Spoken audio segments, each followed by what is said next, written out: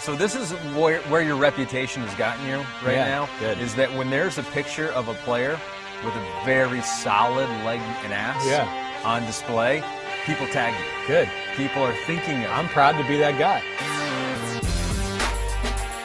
Oh, yeah, baby. That's right. Ahmed, Fareed, Chris Simms Unbuttoned podcast. This is where we are experts of legs and butts, and we talk football and everything else. And yes, of course, Ahmed is famous for his clap it up. What's up, dude? Clap it up. I'm famous for clap it up. You're famous for looking at other men's legs and asses. So we all have our thing. We do. We all have our thing. I think your thing's probably a little more acceptable in society than mine. So, but regardless, it's cool. It's cool that we've carved out our own little niche in that conversation. It is a very real thing, and it's important to play in football, no doubt. So it's fun to have fun with it, because I do get a lot of friends too that are like, hey, bro, you talk about legs and butt a little too much on the pod, man. I'm starting to worry about you. You know, I get all that kind of crap where I'm like, yeah, shut up. Don't worry about me. Okay, we're fine over here. You're like, it's 2020. You're getting left in the past here. Hey, Chris, where are you? What? I'm here. You're not here. Well, where are I mean, you became Bobby big time at NBC, and you got to film all kinds of things. So the 11 o'clock podcast became 12 o'clock because of you. So I can't, and there's no food at NBC right now. So I couldn't sit there from 9 to now and not eat. Oh, good. Check mix. That's plenty of Very food. Good. Plenty of food. But wait, did you take my mask off my bobblehead? I had a mask on the other day. I think it fell off. I think we couldn't get it around. So I'm holding Chris, for the listeners out there, I'm holding the Chris Simms bobblehead, which if Chris does anything to make me mad, I can do whatever I want with the bobblehead because he's not here. But yeah, Kristen tried to put a mask on you last week, and it didn't cover your nose, and we didn't want your bobblehead to be one of those nose out mask people. No, don't be one of those guys. Yeah, don't be one of those nose out. I'm wearing my mask, but I'm going to breathe all my nose shit all over you. Oh, thanks. Thanks so much. All right, we got a good one today. We don't have Big Phil. We do. All right, so sorry about that. It is my nephew. It's the birthday month in the Simms family. And my sister Deirdre, her little boy Patrick today, it's his birthday. I will be going to New Jersey after this podcast to go do that NBA themed birthday today. I got to wear an NBA jersey. I don't know what I'm going to do yet. Do you have an NBA jersey? I don't, and I'm like just realized it. So I don't know what the hell I'm going to do here. My little boy has 2 of them, and I'm honestly thinking about squeezing into one of them. I'm going to give it a little test later. Who would that be? Do you know who they are? He's got a LeBron Lakers jersey in yellow, and then he has a Kyrie Irving Celtics jersey. Ooh. I know, and I just don't like that. You know, I like Kyrie Irving. I like the Celtics, but it's like I want somebody that's on a real team right now, or a living legend like a Magic Johnson or something like that, where he's carved out his own name within that franchise. You got any basketball jerseys? I got the Joe Dumars jersey back at home. I've had on display in the background of the pod a couple of times, but I think that's it. My aunt grew up in Chicago. They were huge Bulls fans. She at one point bought me a Bulls jersey and a Michael Jordan jersey. I could never wear it. As a Detroit Pistons fan, not in Detroit. I was like, no, you can't. It's like he's a legend. I get it and all that stuff. And during Last Dance, everyone was raving, oh, Michael Jordan, oh, what a great competitor, and the bad boys were a bunch of poor sports. I did not like that entire conversation. But yeah, Joe Dumars is my jersey there. Yeah, he's awesome. Joe D. All right, so let's get into it. What do you want to talk about? Let's do it.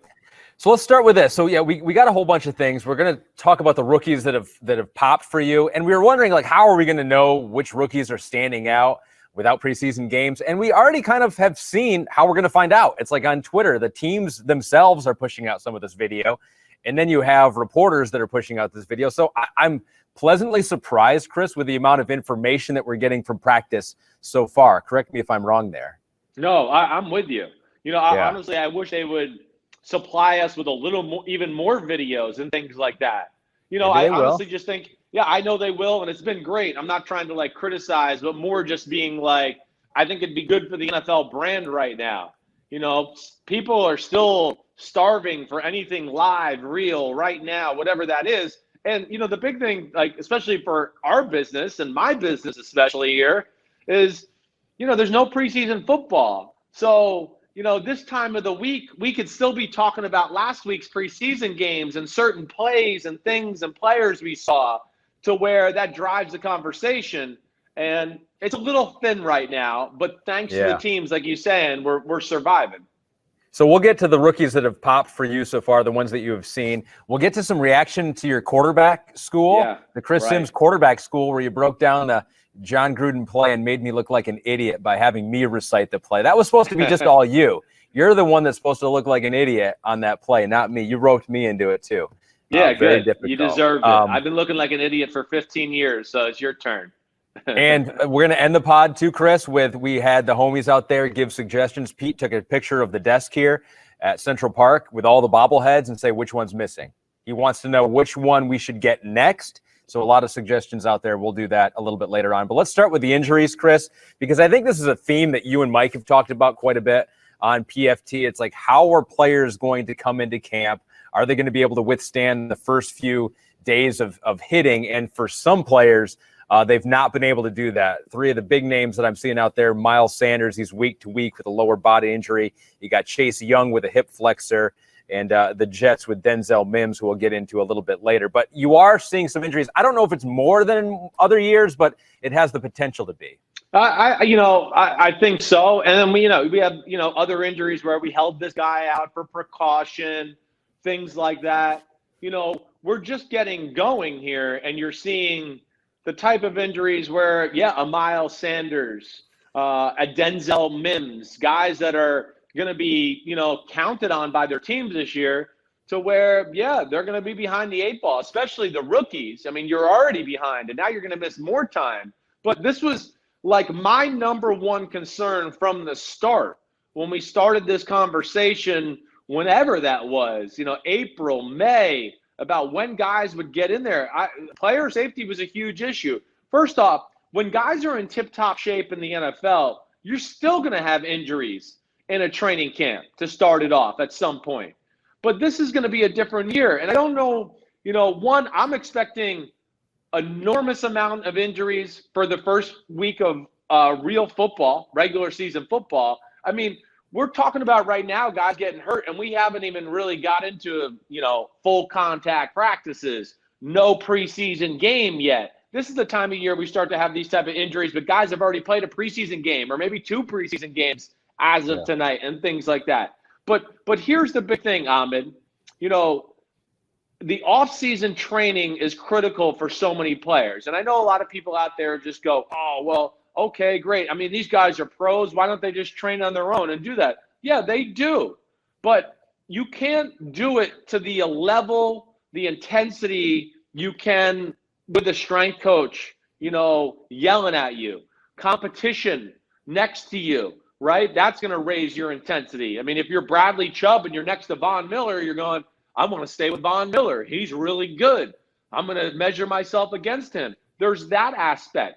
And then the football weight training staff, they know how to specifically start training for football. And that's where I think players miss out. So, we might have lots of players who ran gassers and have been lifting weights and doing things like that, right? But the difference is in the normal offseason, you start to really challenge yourself with weights and, certain exercises to where you might start off doing a lot of reps to get in shape. And then at the end of OTAs, you're starting to do like max reps or 2 or 3 reps of high weight to really get that explosiveness about you and be built that way, let alone you start to do specific football running drills, Ahmed. Instead of just running wind sprints all the time, now you're running, hey, today the workout is we want you to push this big sled, up and back down the field 10 times. Well, that's football conducive. Oh, we want you to pull this sled with some weights on it. We're going to put a harness on you today. And that's why I think you see these injuries right now. A lot of these guys are in shape, for the normal Joe. But are you in shape for if you're a receiver and somebody's jamming you and pushing on you while you're trying to get off the line of scrimmage and run as fast as you can? Those are the things that I think are going to continue to bother people. And that's why I think we'll continue to see injuries throughout this process until week 1. And now you got to be kind of careful because with Denzel Mims, they're talking about him. I mean, his whole his whole mode is to be a fast guy. And so with a hamstring injury, they're going to take their time, and he's going to miss some time. He's going to miss perhaps the rest of training camp here. Chase Young, kind of the same thing. Maybe they're being a little more careful than they need to with him with a hip flexor, but still that's missing valuable time for one of these young players. Yeah. But here's the flip side of that, Chris. Here's the flip side. Right. What if this is also an opportunity, an optimistic view of it, that you can reevaluate all these things that you have done in every training camp that you thought up until this point, you go, this is super crucial, this is vital that we do this. And now in 2020, like so many other things, we're like, okay, maybe we can rethink how we do training camp, and it wasn't as important to do this. If players are getting hurt, you're not going to think that, but maybe there's some players that will figure out ways, or teams that will figure out ways that can improve upon what we've done every other year in the past. Yeah, well, yeah, I think that you're right. We might have some good that comes out of this. Hey, some guys that might not have gotten a chance to prove what their worth is on the field, maybe they get a chance. But, this is where it's really, to be NFL game ready, that's where I don't know if that can happen a little bit because of what you're saying, though.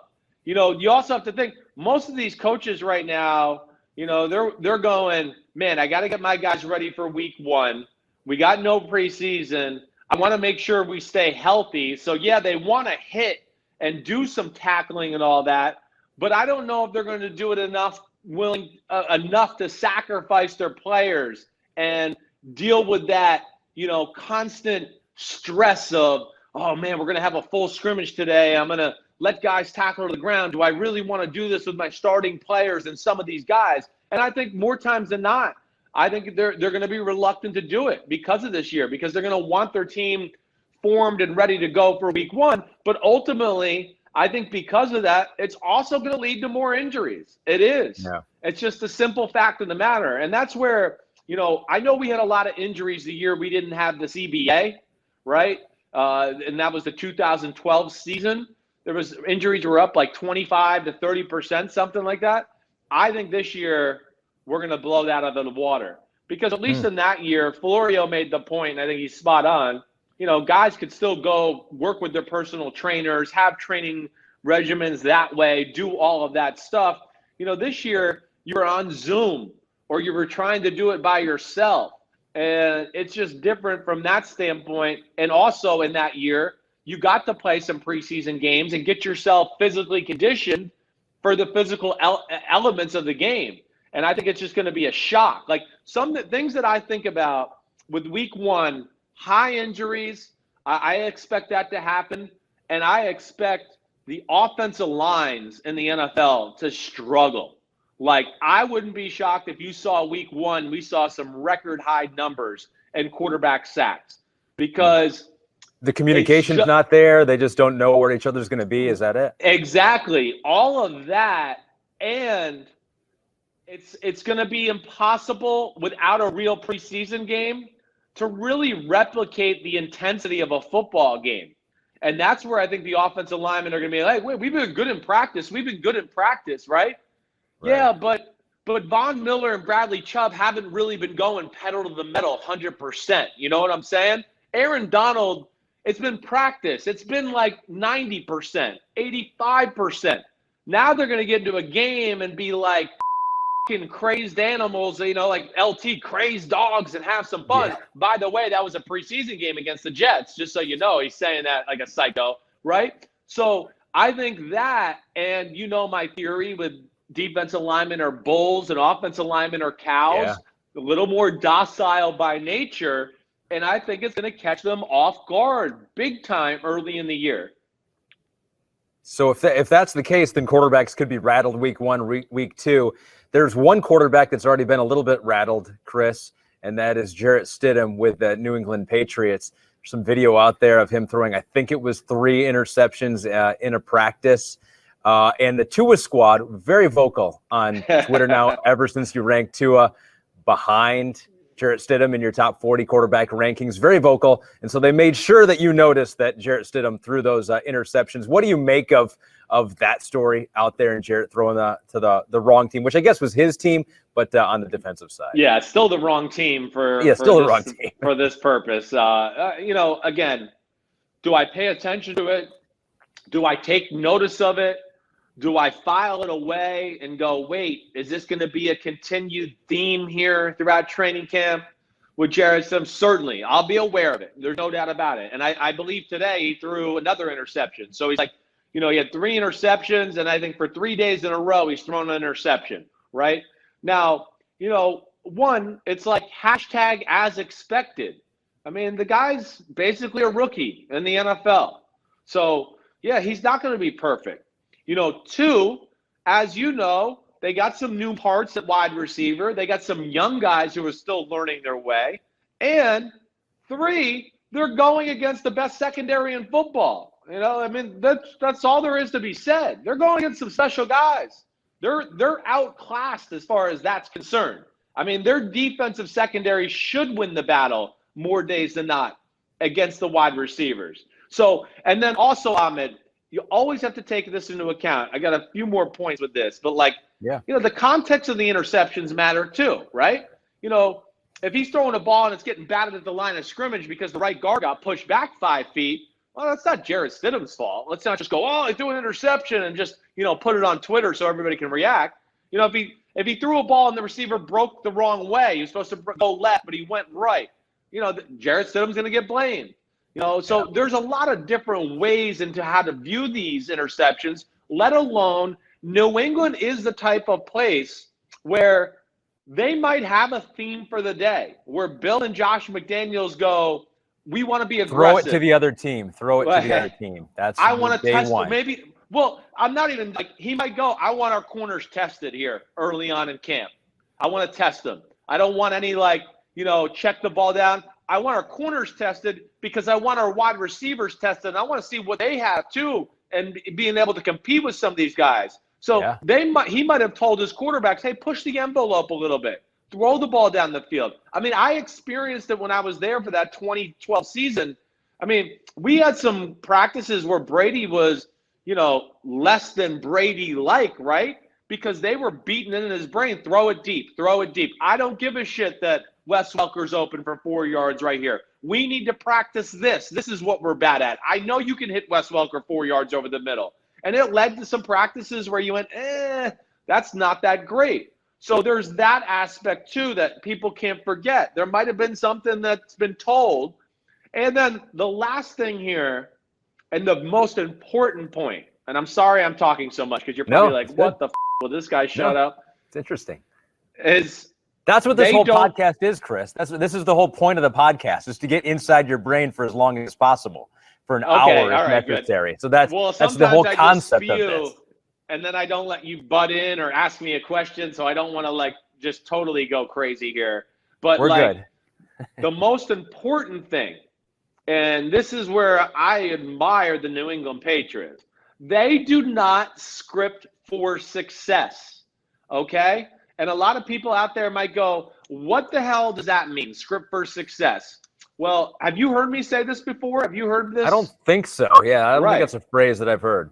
Okay, so script for success. When I was in Tampa, Derek Brooks used to complain about it all the time because basically before practice, Jon Gruden would get together with Monty Kiffin and he'd go, okay, let's say here's 7-on-7.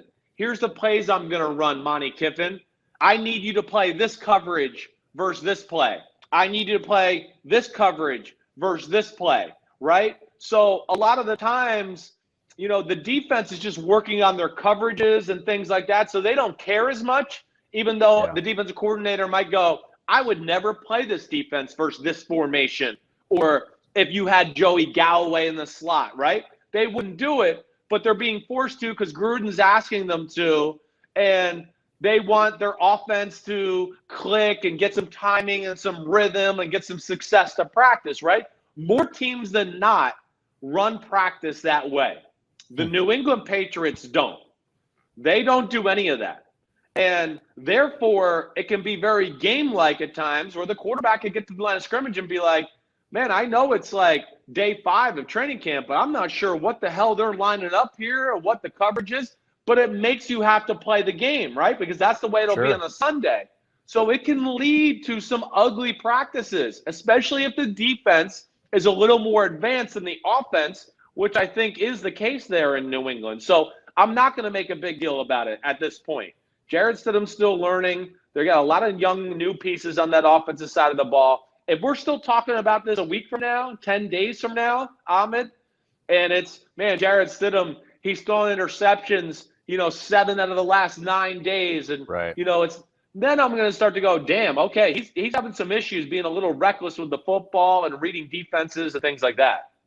I'm going to say Bill's still telling him to push the envelope out there. He's telling him to throw those interceptions. But no, that's a good point, and that's something that I don't think we normally think about. We think of a practice as like, yeah, you just want to emulate everything like a game.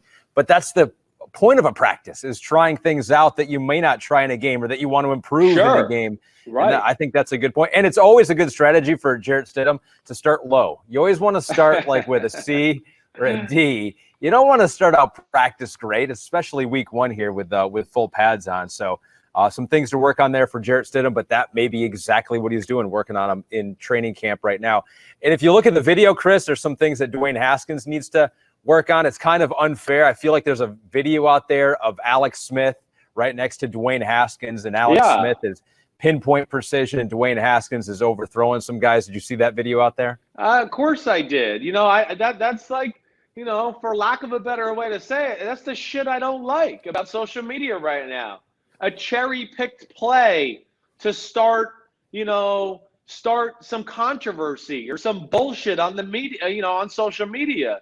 And then, that's not right. And it's routes versus air right there. Yeah. Okay. And the play you're talking about. And basically, and I'll try to explain it. Dwayne Haskins is on the right. Alex Smith is on the left.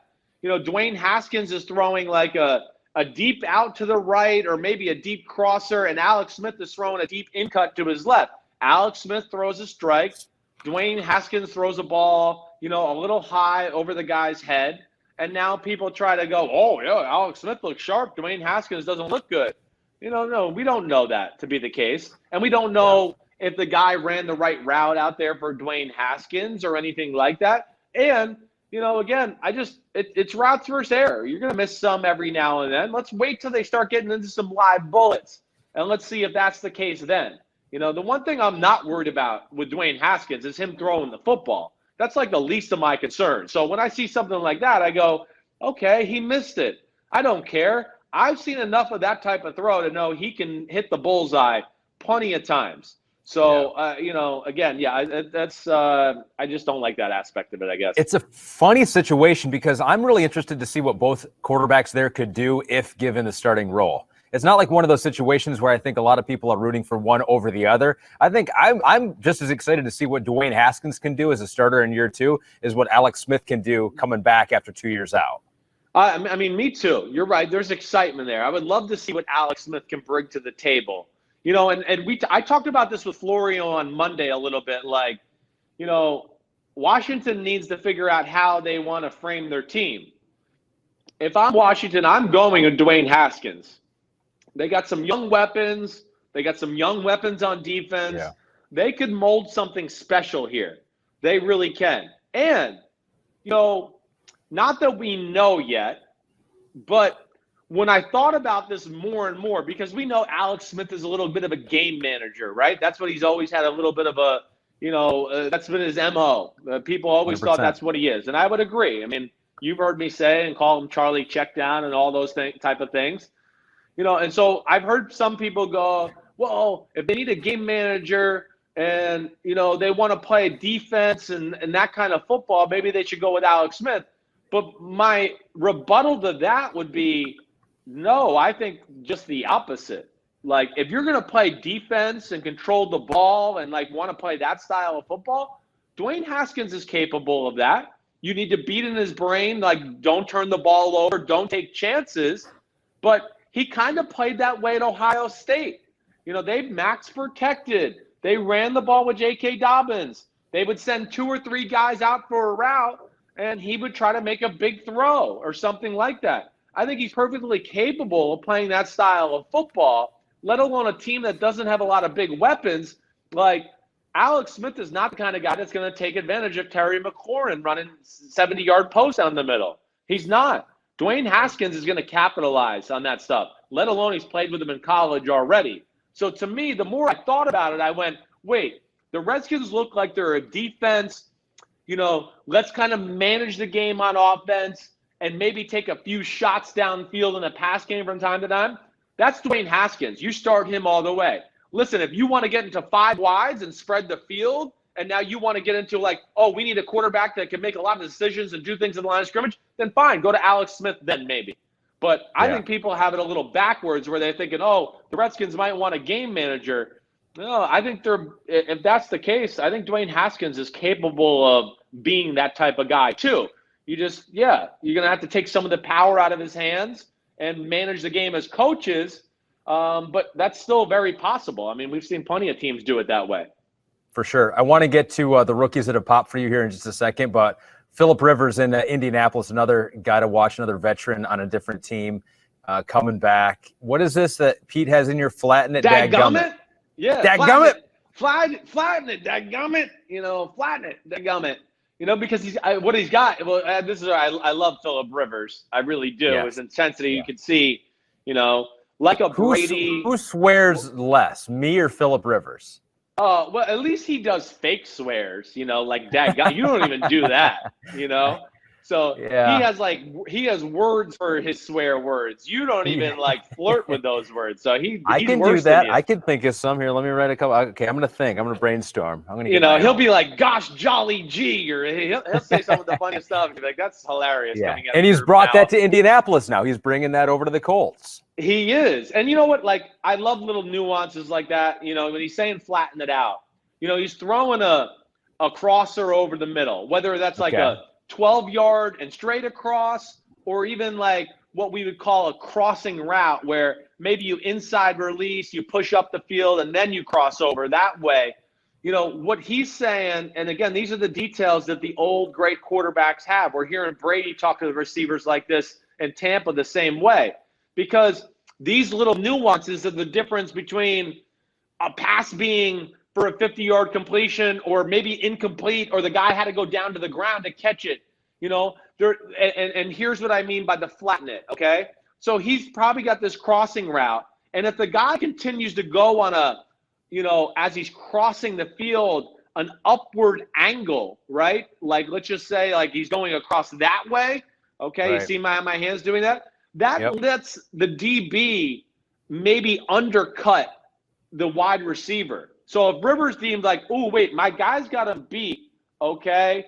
Now I'm going to try to throw him, a laser into his chest, right? Well, if the guy's going away from the ball, he's leaving the target, right? He's going to take a little power away from the ball itself, right. But he's also leaving area for that DB to undercut it, let alone how many times a year I see that type of throw.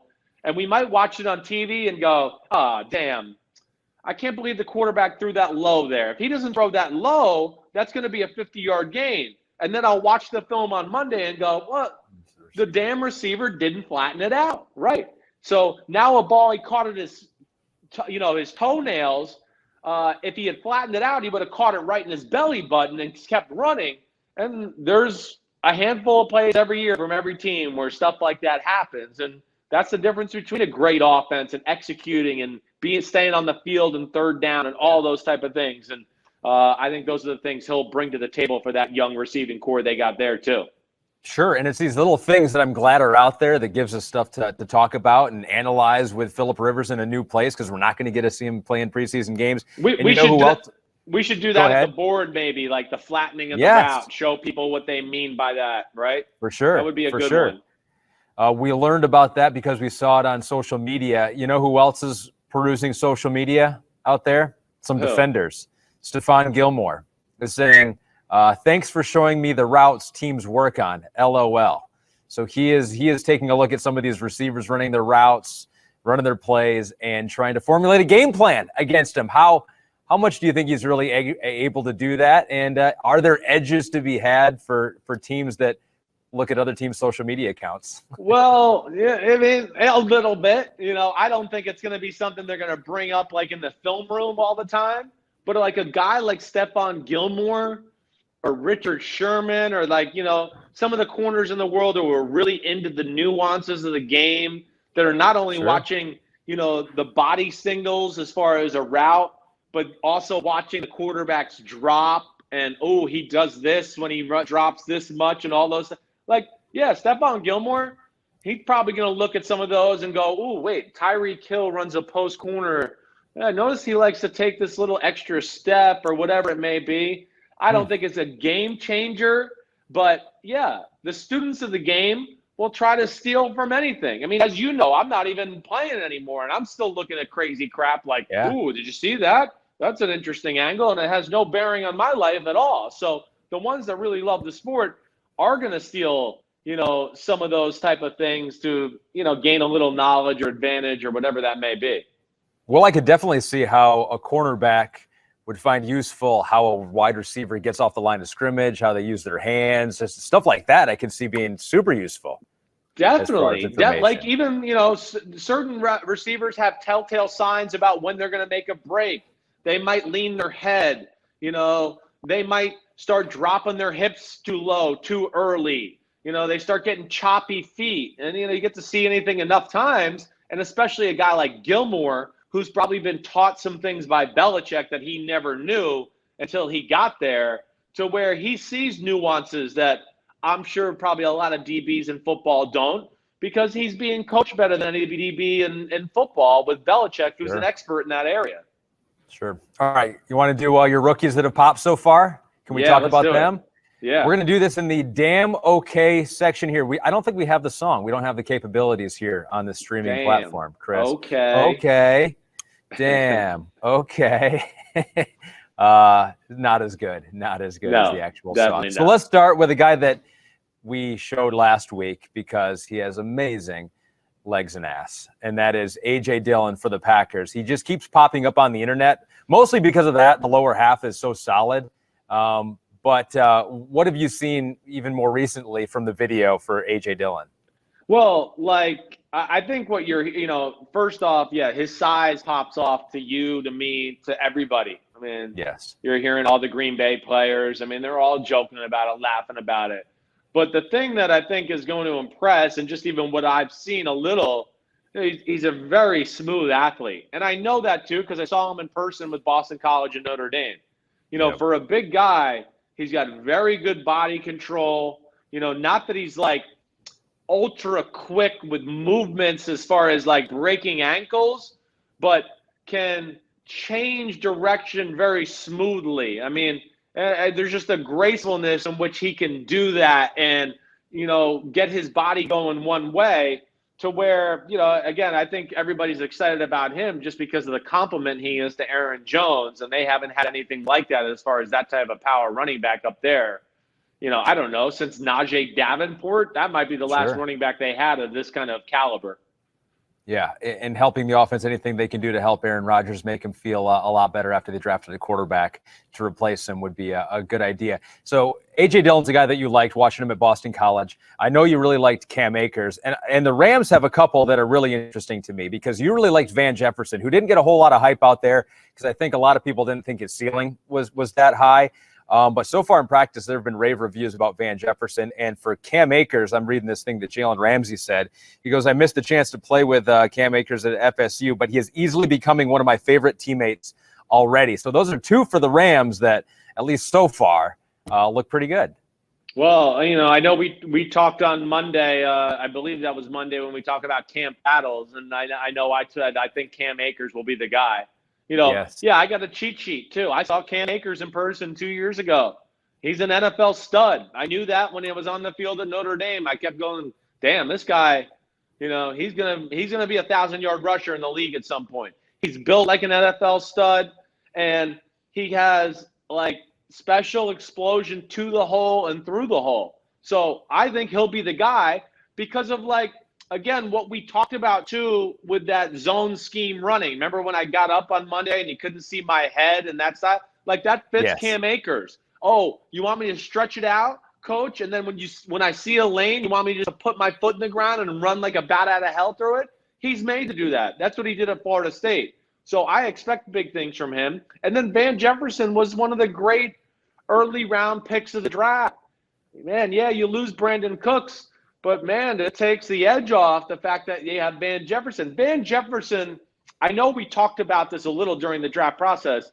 is as polished, the most polished wide receiver I've seen come out of college football. I mean, he's in that discussion. His dad is an NFL coach for the New York Jets. Mm-hmm. He ran routes better than anybody I saw in college football. I mean, it was high-level route running, as far as what they asked him to do, the techniques in which he did it, and then he's physically gifted to stick his foot in the ground and explode out of the cut and do those things. In a weird way, some teams probably saw that as a negative, though, Chris, probably. Because they thought, he doesn't have a whole lot of room to grow. He already is what he is. Right. And maybe that's not good enough. Well, you're right. There are. Like Seattle probably would go, that's not our kind of guy, as we've talked about. But New Orleans, the Rams, the teams that know how to utilize the slot receiver to his truest form, they love that shit. Because those are two coaches who will be like, well, I know how to devise 6 and 7 yard completions all day long. If my guy here is just smart and can run a good route, we'll never have him covered. And that's what's really cool about the Rams, because they really have 3 of those guys. So, I love that aspect of an offense when you have 3 guys that are interchangeable. They can kind of do everything, maybe not overly great at one thing, but really good at all things. That can lead to a very dangerous offense. And I think he's going to fit their scheme very well. And because he's so polished and NFL game ready and everything like that, I think he'll have a big part of that offense, early on in the year.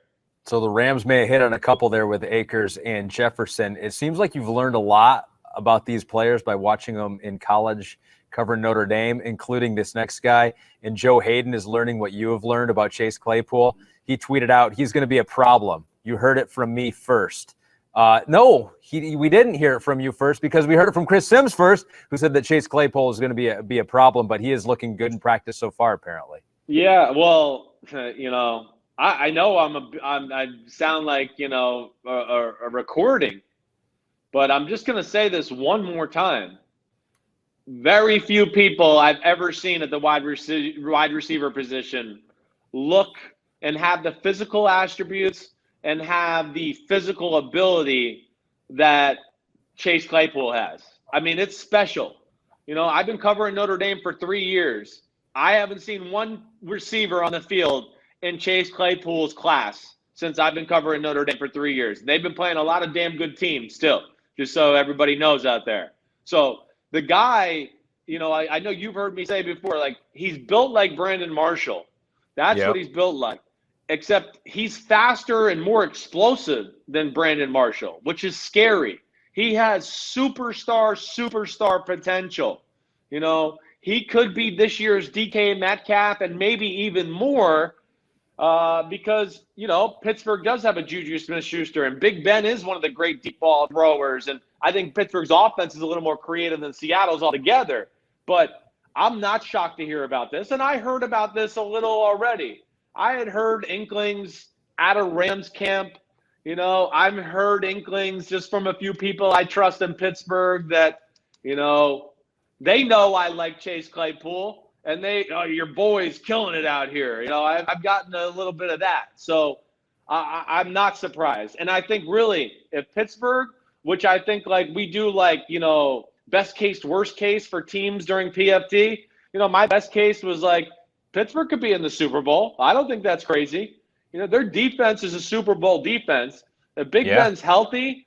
And, of course, the big thing will be a guy like Chase Claypool or one of these young receivers in a James Washington or Deontay Johnson is going to have to significantly jump on the scene to help out their offense. And I expect it to be Chase Claypool. I expect him to be the go-to big-time playmaker receiver for the offense. He was the 11th wide receiver taken in the draft.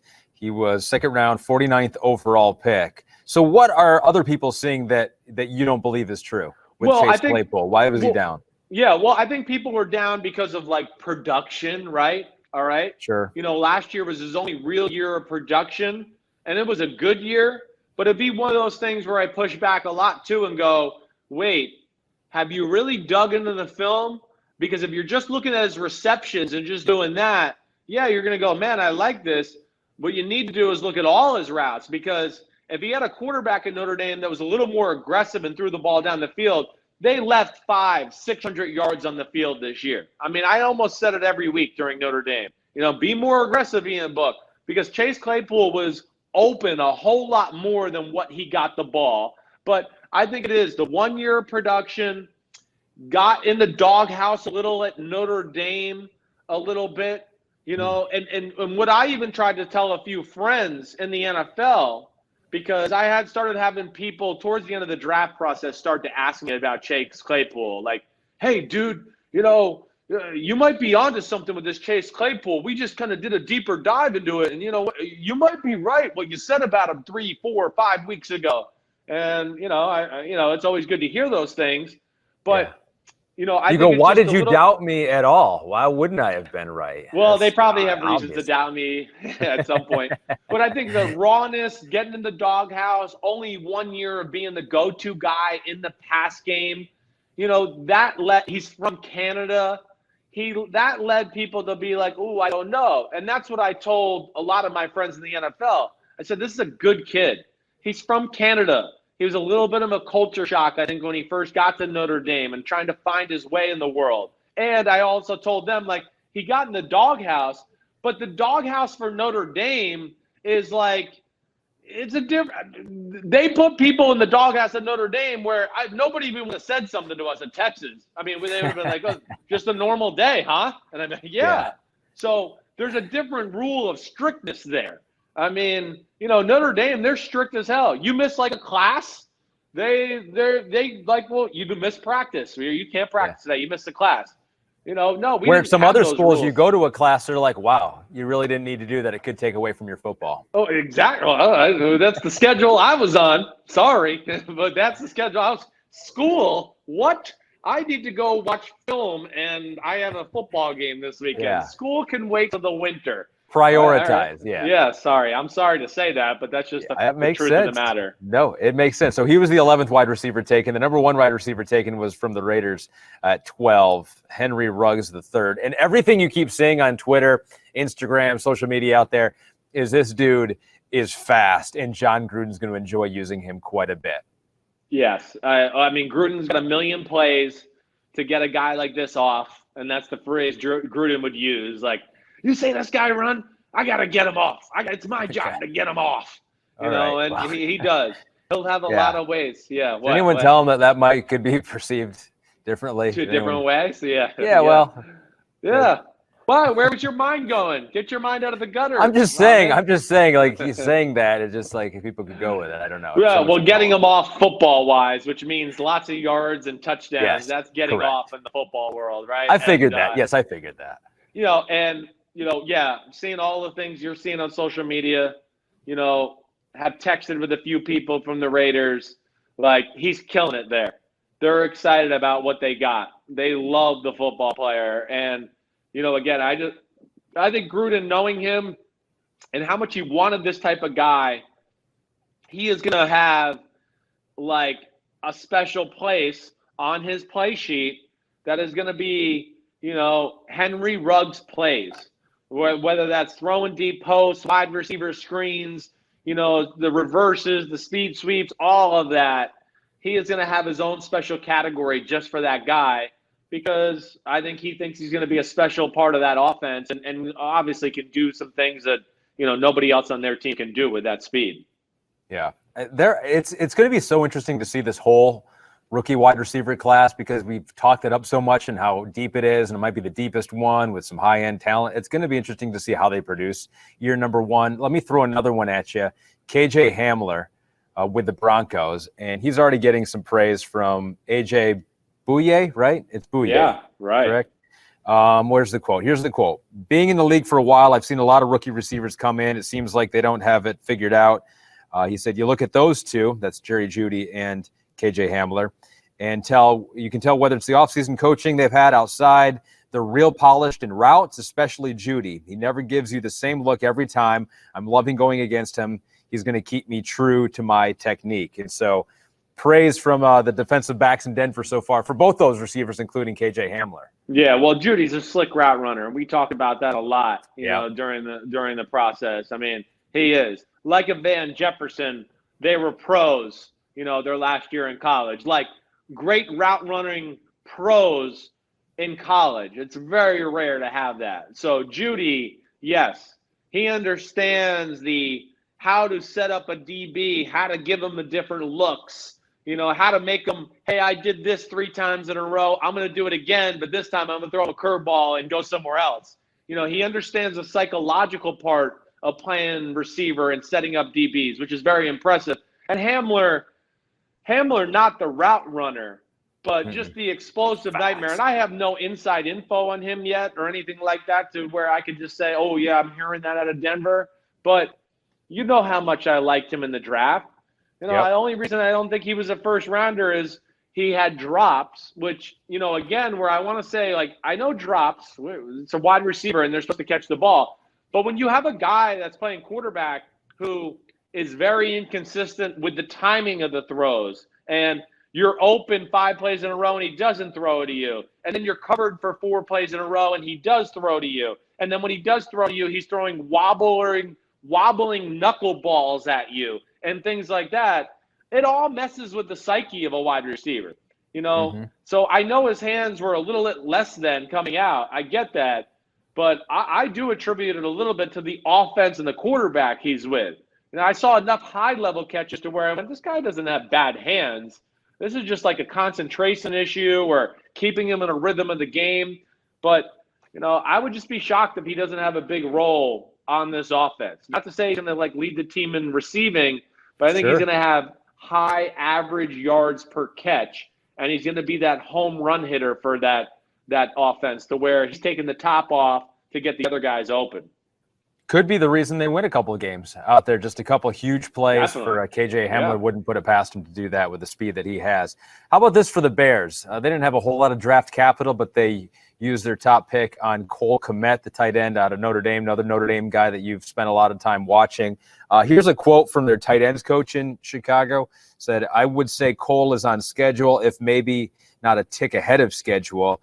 Not to make it sound too grand, but I have zero concerns about Cole Kmet. I really do. So it seems like what they've seen so far from Cole Kmet in Chicago, they really, really like. Well, he's a hell of a player, a hell of a specimen. And then, added to that, he's coming from a school that, hey, their offensive linemen and their tight ends, they're coached like pros. They are. I mean, Notre Dame's run game is, a lot more advanced than most college teams that I've covered over the years and compared to Notre Dame. They do a lot of stuff. And he's a really good run blocker. And I think they're going to try to make him their Travis Kelce or George Kittle or whatever it may be. But Matt Nagy, of course, runs that Kansas City Andy Reid offense to where I think Cole Kmet, people are sleeping on him. If you want to give me fantasy advice from me or somebody like that, especially if Nick Foles plays, I think he's going to find Cole Kmet to be a very quarterback-friendly target, down the middle of the field. And I think he's going to open up a lot of eyes this year in Chicago.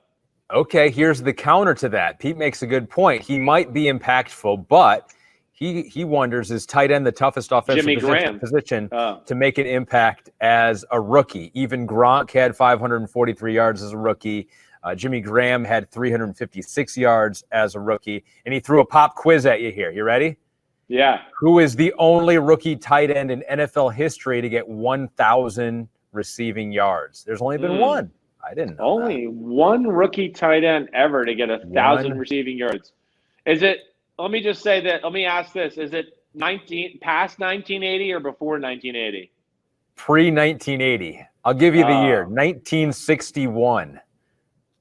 Damn. Any idea? I mean, is that Mackey from the Colts? It's not Mackey from the Colts. His name. Not Ditka. It is Mike Ditka, 1961. That's amazing. He's the only rookie tight end in NFL history to get 1,000 receiving yards. And so is tight end the toughest position to make a big impact? I mean, does he have a chance to do something, maybe not 1,000, but get up around 700 yards? I would think so. The Jimmy Graham factor is going to play into that. Sure. As much as I say Notre Dame is, NFL ready, and that's the calls he's going to make at the line of scrimmage here, with the Chicago Bears and the things he has to read in the pass game, all those are more intricate and detailed than college football ever is. So it is a learning process. And tight end, because you have to learn so much about the run game and then the pass game, there's more in their brain than maybe a wide receiver or a DB who's a first or second round pick, right? There's a lot of nuance to the tight end position. That would probably be my reasoning just off the top of my head of why it's hard for those guys to just come in and take over, let alone I feel like it's a position where the coaches need to see you play for a year, and then they start to realize, oh, wait, we could do this with this guy. And, sure. We should utilize this formation more because it helps the tight end out and all of that. But I think Kmet's going to have a great deal to do with the success of the Bears. Run game, pass game, even in the red zone. I mean, him and Jimmy Graham, they could get in a 2 tight end set with a fullback, or even a 3 tight end set with a fullback and a tailback, and you think they're in goal line. And then all of a sudden Nick Foles goes, shift. And now 1 tight end stays in there. They're still in the I form, but now it's Jimmy Graham and Cole Kmet on the outside. You could throw a fade to them as one-on-one, or maybe you could still run the ball if they're worried about how big they are and they're doubling those guys. So they're gonna pose some matchup issues down there that I think is going to help the Bears out a whole lot too. So in terms of rookie offensive players, I'm going to move Cole Kmet up my fantasy football cheat sheet just a little bit here. You should. Although normally I don't draft Chicago Bears just because of my Detroit Lions allegiance, so maybe I might have to make an exception there. But I'm moving way up another running back, or another rookie running back out here, a rookie running back, Clyde Edwards-Helaire. And he has gotten a lot of praise. You've talked about him before the draft. Even before he was drafted by Kansas City, you said the perfect team that could get him is the Kansas City Chiefs, and they got him at the end of the first round. Here's the quote, Chris, from Patrick Mahomes. Clyde has done a great job in the reps that he has gotten. He's playing fast, has incredible vision. That's what's been the biggest thing so far. So he's praising his vision from what he's seen so far in practice. Yeah, well, I mean, I know we've hit on this. This is the ultimate, perfect player scheme mix, and then the player is like really freaking good too. I think that's the big thing. And first off, his vision is off the charts. I mean, off the charts. Never missed a hole, never missed a cutback lane at LSU. He'd be in a mosh pit of guys and stop and reverse and cut this way, and you'd be like, how did he even see that? There's like 4 guys around him and he's 5'8". So, but to me, I mean, this is why I said it in the pre-draft process. This is an offense, again, like a McVay, a Sean Payton, Andy Reid. It's the pure West Coast offense. Jon Gruden, you're going to see this with Jacobs last year. It all comes back to Roger Craig and their ability to use the running back in the pass game. And Andy Reid's about as good as it gets in that department. Let alone we've talked about the formula in which they're, aggressive down the field. Oh, Tyreek, Sammy, Tyreek, Sammy. Defense is running back. Oh, we got to worry about the bomb. Oh, shit. He threw the ball 5 yards underneath the Clyde Edwards-Helaire. Now we got to run and tackle and rally against this guy in space. Yeah, good luck with that there, okay? So that's where, he's got Rookie of the Year written all over him. Because they're going to win games. And I think he's going to put up a lot of good stats in certain weeks in the run game and pass game alike because their team and their formula and their scheme all fit what he can do best. Certainly doesn't hurt for him that Damian Williams opted out of the 2020 season, so he will be the guy in the run game, the pass-catching game out of the backfield as well. There, and the Lions' DeAndre Swift reports out of there. He's been uncoverable is what they're saying, the Detroit beat writers, Chris. I'm not shocked. He's got that, not the Clyde Edwards-Helaire's, a total top ability, but has that ability that's very close to break people's ankles, make people miss, really run sharp routes out of the backfield. And, I think Kerryon Johnson's going to be the more talented runner there in Detroit. But I think DeAndre Swift will carve out his game as that third down back, that screen back. He's going to get some carries. But I think that more than likely they're going to want to formulate more pass game around him and more run game, around Kerryon Johnson.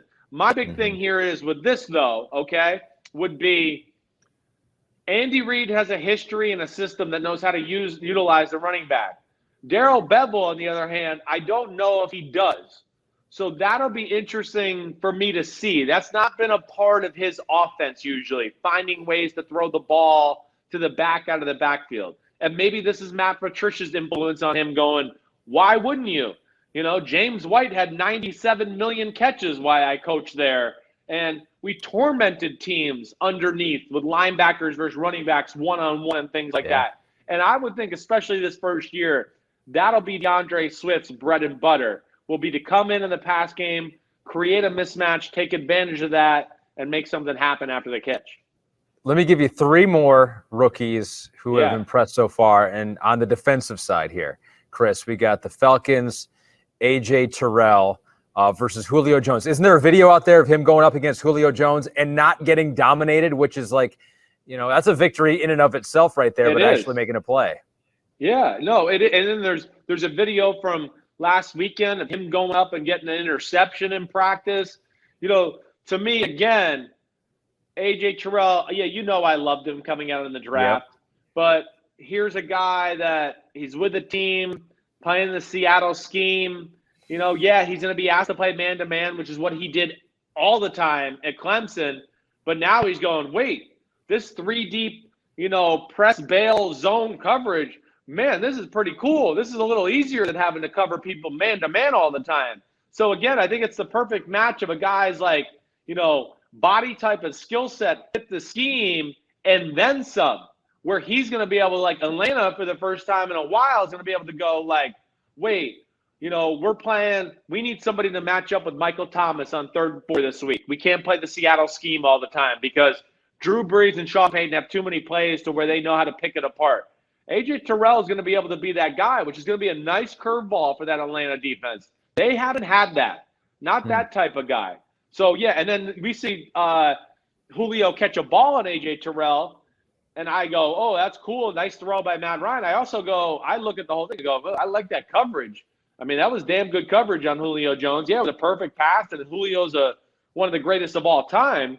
But I think that's only going to help him too. The fact that he'll get to guard Julio Jones every day in practice, right?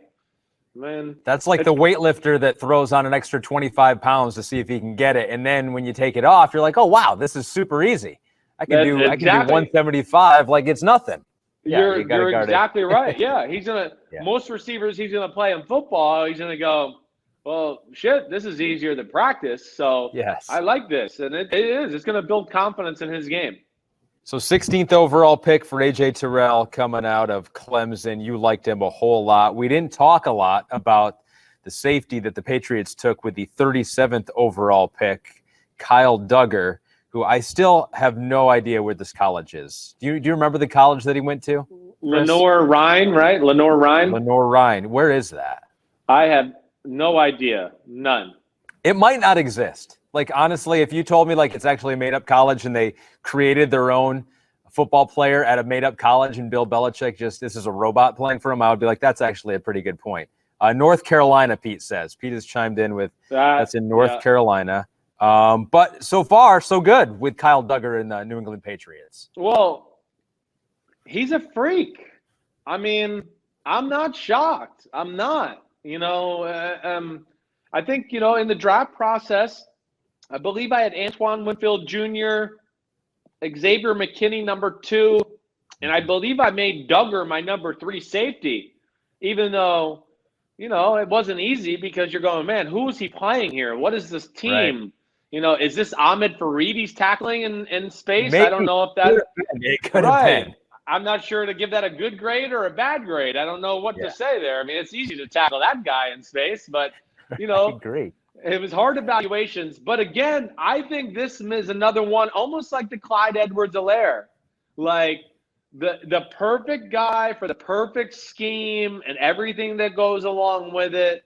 Again, Belichick loves these type. And this is a guy that I would think would take over a little bit of that Patrick Chung role. They're going to ask him to match up against the Kelseys of the world when they play man-to-man. linebacker, strong safety? What is he doing on this play? Is he playing more of a strong safety? Is he going to get out of there? Is he going to be playing more of a linebacker here? Or is he going to get out of here and drop into the traditional safety spot? All of those things.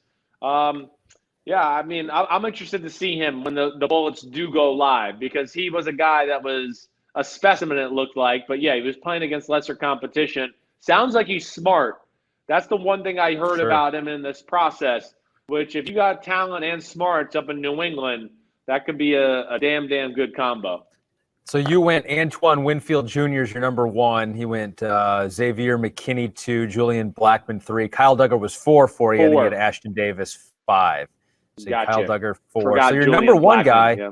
your number 1 guy, Antoine Winfield Jr., he dropped in the draft, right? He fell down a little bit, went farther down than we expected. But Bruce Arians is liking that he did. He said, quote, he's an intelligent player. It's not too big for him. He'll be competing for a starting job quickly. So they think he's on the fast track there in Tampa. Yeah, I would go more of like, I would be shocked if he is not starting in Tampa. I really would. But like for Bruce Arians to say those type of things, this early about a rookie, I think that just tells you how impressive he is. And plus, they have nothing other than Whitehead at safety, I think.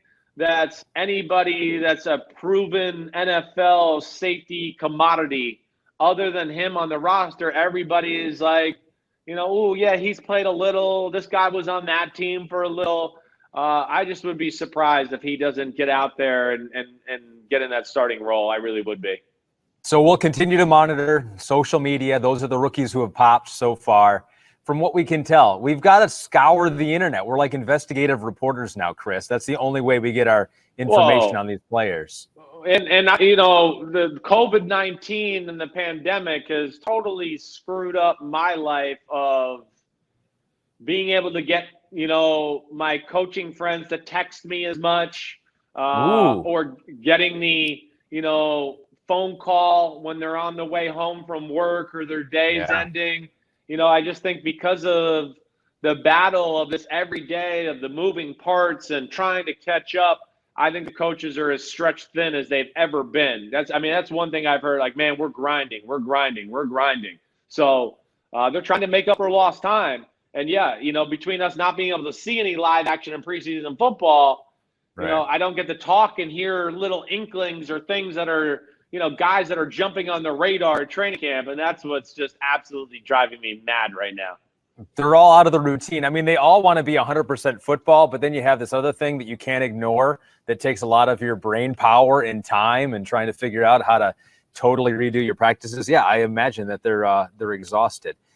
Chris, let's get some reaction real quick to your whiteboard play call with the Gruden plays. Don't ask me to go through them again here because I can't do it. I tried on the video. I was completely embarrassed. But if you haven't seen the video, Chris went up there. What's the play, Chris? It's X, stick, Y, looky, 382, scatter, shift, right, west, right, tight. What was it? That we did Viper right, 382. Y X stick looky, right? See? We did green right X shift to Viper right, 382 X stick looky, and then we did scatter to west right tight, F left, 372 Y stick Z spot. Yes, correct. You could have just said random letters and words there, and I still would have been like, yeah, I think that's what we did. But you went up there, you went on the whiteboard and drew it all out. It was like a half-hour video on YouTube.com. You can go check it out on the NBC Sports YouTube page. Rave reviews, Chris. People love to get inside your brain and learn a little bit from you. My parents watched it. My dad's a former football coach, loved every second of it. My mom fell asleep within the first minute and a half. So it's a very specific audience that will eat up this video, but I think a lot of the homies would love it. So if you haven't seen it, go check it out. Here's a comment from ATX Waffle Master. This absolutely needs to continue for this pod. Thanks for Reed and Chris Simms. And I intentionally mentioned Ahmed first. Yeah, I do feel like I was kind of the star in that video. You were. Chris. You were the star. Big time. It was good. It's not sometimes somebody else looked like an idiot calling those plays other than me. So you were the star. Welcome. But I would love to do that. And to the We have to, ATX yeah. Austin, Texas waffle master over there. Hey, I would, hopefully we're together on a weekly basis inside of, Central Park there at NBC Sports to where, send in a play somebody, send in a language of a word, whatever, and we'll try to break it down and do that, and try to do some football talk on the board where we talk through some schemes and reads or play design or what the thought process is. I would love to do that. Bab Sport says, don't be too hard on yourself, Ahmed. The Raiders still don't understand this offense either. So it's like, I'm not alone. At least I'm not alone in that respect. But this is a really good one from NFL Leads. And I'm curious to hear what you're going to say about this. Chris, do you wish you were drafted by a coach who could have made your transition into the NFL simpler? Would you have developed quicker, better, and potentially had a more successful career? Is Gruden's system the most complex in the NFL? So that's interesting. I mean, you're coming in as a rookie and you're going right to the hardest system, most complicated, maybe wordiest system in the NFL. Do you think that impeded your progress at all as a rookie? Well, yeah, it was a lot. It's a lot to learn. Brad Johnson, who had been in the NFL a lot, a long time, the year before that was his first year with Jon Gruden. They went to the Super Bowl, but I know that even for a guy like Brad Johnson, he didn't know the whole offense at that point either. Like Gruden had to scale it back in year one, right? Just to make sure, hey, we can execute and do things. Just like we heard with Josh Jacobs last year. Like, yeah, we're just going to run the ball with him. This year we'll break his brain into the pass game and see where he goes from there. So, no, I think I developed a lot. I learned a lot of football under Jon Gruden. I really did. Was his offense maybe, too many words at times and things like that? Yes, certainly. There's no doubt about that. Even he knows that. But it's like we just said with A.J. Terrell going against Julio Jones, right? You max effort. You'll never have a system more complicated than this. You start with that, you're set for life. Yeah, well, there is something to that. And the other big thing is, as a quarterback, you just want answers, all right? That's like the number one thing I learned throughout my career. And what I mean by that is, quarterbacks are always like, hey, that's a cool play, coach. Hey, but what if the defense does this, right? Like, I know you told me to do this, but you said against this defense and that defense. Right. But, this team runs more than these two defenses. So what if they do this? And you'll find some coaches throughout the years who they don't have an answer, or just call it, or just run the play, and our O-line will sort it out or do things like that. No, the good offenses have answers for everything. And not to say that our answers were always the best, but we had answers, right? To where no matter what a defense did to me, Gruden had wired me to go, you know what to do against that. You know what to do against this. You know what to do against that. So I always felt comfortable from that standpoint, and that helped me develop. Do I think the offense fit me and my skill set perfectly? No, I do not. Not the least bit. I would have been more, I wish I would have got to play in the Brady New England offense, or an offense like Big Ben Roethlisberger or something like that. My bread and butter was, let me sit in the pocket and I'm going to have an aggressive frame of mind, and I can push the ball down the field, and that's where I was best at. I wasn't the best at, Aaron Rodgers slant route 90 million miles per hour with the quickest release we ever saw in the sport and all those things. That was not my bread and butter. So, I'm not going to complain about it. Do I think it was all perfect? No, but it was really damn awesome, and I learned a lot. I will say that.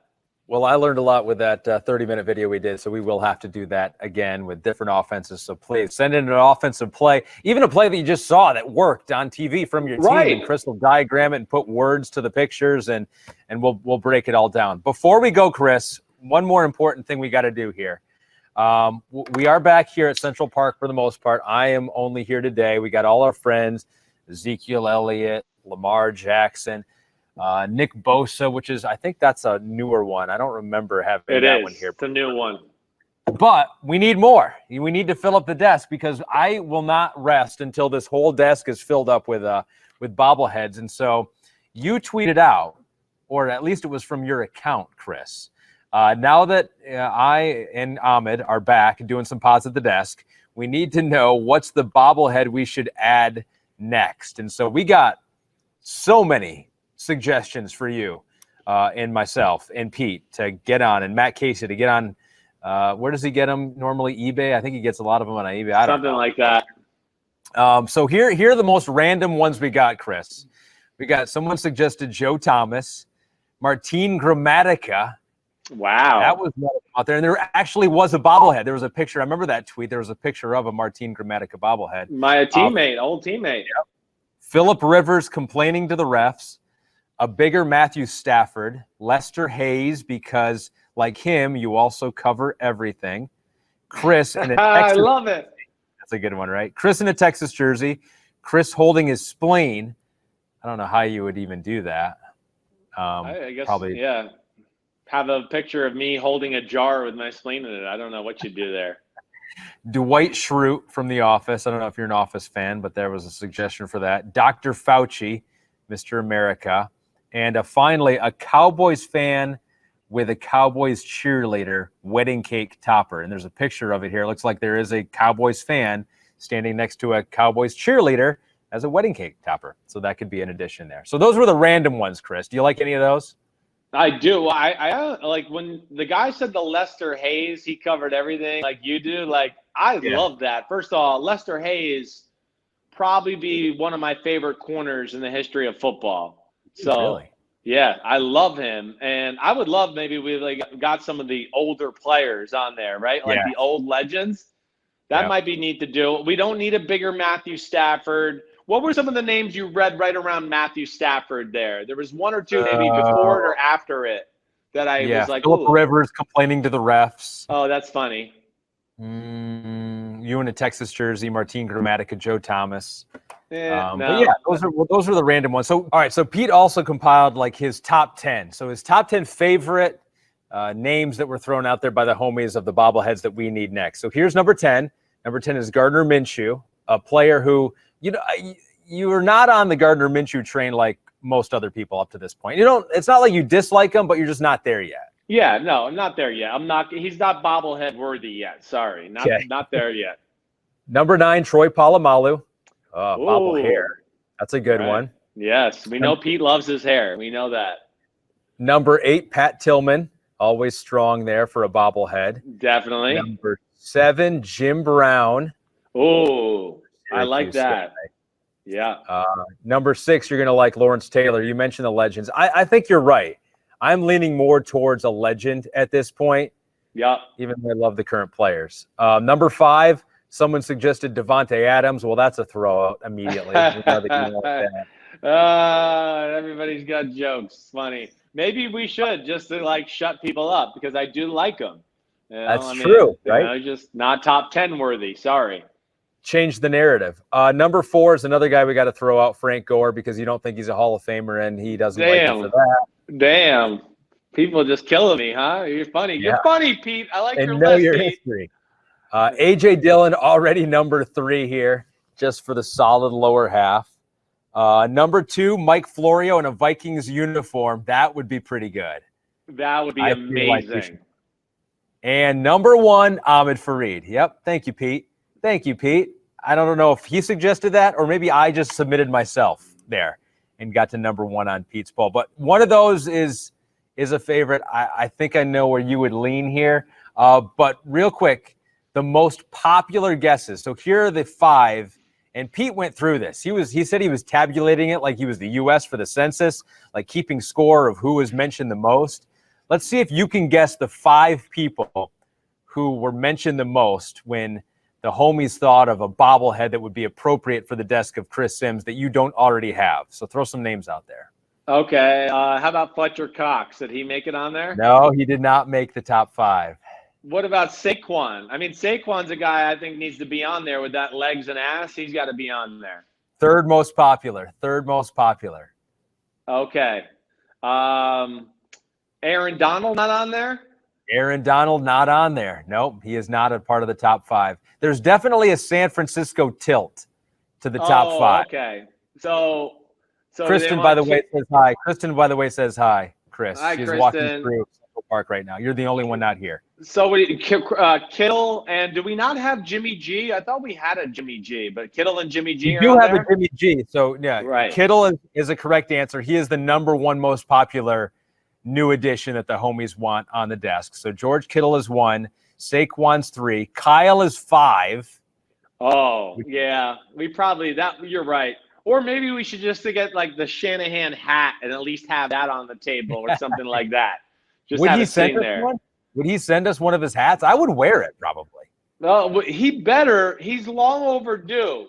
His wife used the pandemic excuse of why she couldn't go to FedEx or do any of that to send me my 49ers gear. And, I mean, we've gotten to the point now where we can at least go to the, FedEx or do something like that. So they got no excuse. They're slacking. The Shanahans are slacking all the way. So 2 more that were in the top 5 most popular. Number 4, you should have guessed this one, Josh Allen. Oh, I had him written down too. There's no doubt. It's my boy, Blue. I know.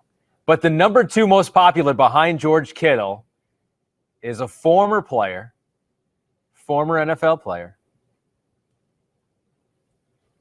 Give me more hints. Played quarterback. Phil Simms. Phil Simms. Duh. I guess we should have that asshole on there since he's a weekly guest. I guess we should. We should probably get one. Does he have a bobblehead of himself?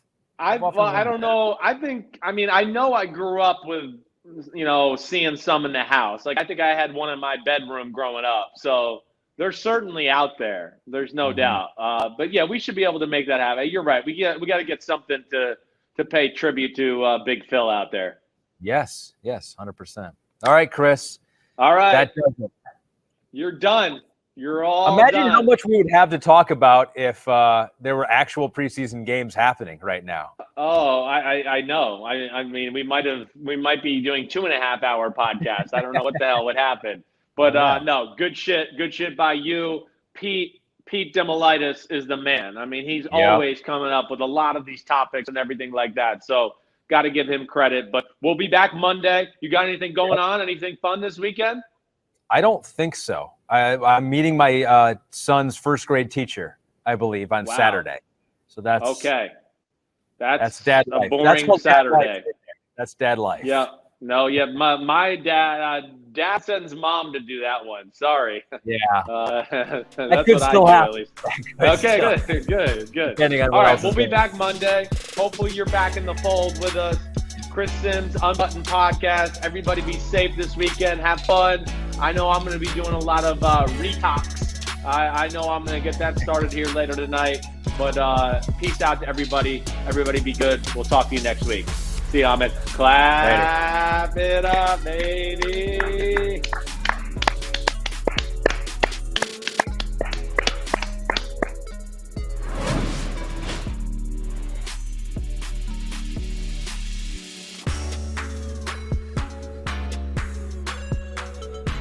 Yo, what's up? Come on, man. Subscribe on YouTube to Chris Simms Unbuttoned podcast. I need you. Please hit the subscribe button, please. Hi, I'm Mike Tirico, and thanks for watching. Make sure to hit subscribe for the latest news and highlights from NBC Sports.